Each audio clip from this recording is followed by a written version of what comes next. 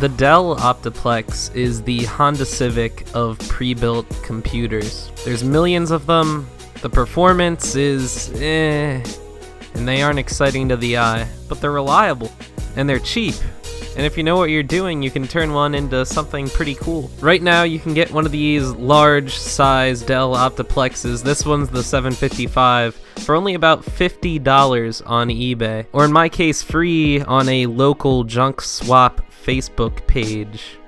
So I got a few parts with the extra $50, polished up the aesthetics a little bit, and got a couple of the greatest PC YouTubers I know to get in on this and have a three-way PC build competition. $50 was the budget, and here's what I came up with. The final video, which will be featuring all of our benchmarks, will be released August 7th, so stay tuned.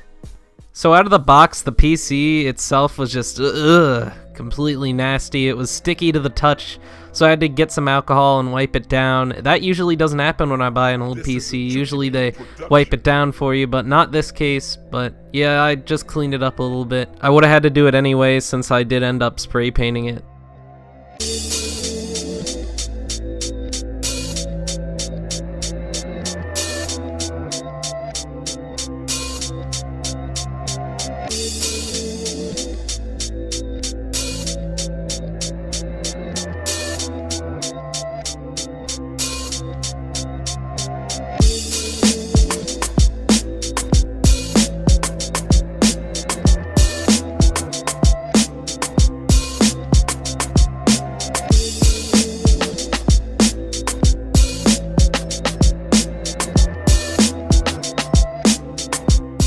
Next up, I decided it was necessary to paint this thing because if you look at the side of the panel, it's just pretty gross in general. There's all kinds of splotches, scratches, who knows what. So I took it upon myself to go out and buy some spray paint, which I don't count into the budget since it's only aesthetic. It didn't help my performance at all, or who knows, maybe it did. Nah, everybody knows the only way to increase performance is LED strips. Anyway, I thought it looked good, so it was worth it. After the painting was done, I decided to install the CPU and the GPU. Well, at least I thought I was going to install the CPU. It turns out the CPU was incompatible. I had an Intel Core 2 Quad Q8600, I believe, and I tried to install it into this motherboard. The socket type was the same, but for whatever reason, I guess the motherboard didn't supply enough wattage for the CPU, so the upgrade didn't work. It's a shame. I'm stuck with a Core 2 Duo, but I did upgrade the GPU. I guess you could call it an upgrade. It was a GT 730, not exactly a graphics powerhouse, but it was what I could fit into this build. So I know it's gonna get stomped by the benchmarks, but I tried.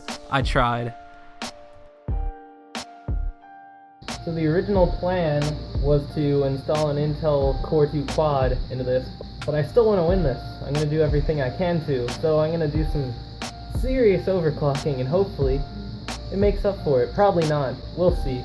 We'll see how it goes. I don't even know what he has. It might work out. Fingers crossed.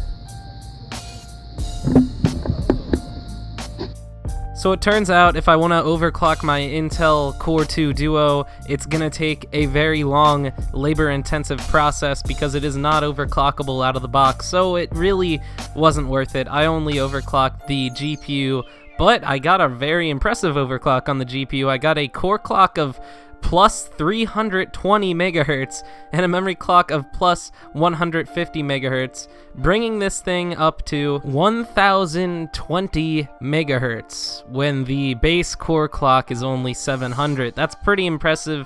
That's an overclock of around about 40%, 30%, something in between there. Very impressive overclock. And on the memory, like I said, I got an extra 150, so that would take it up to 1.12 megahertz. So not bad at all, not bad. one bit. I was very happy with the overclock. It's definitely the best overclocking GPU I've ever had. And is it gonna actually help me in the benchmarks to the point where I could actually win?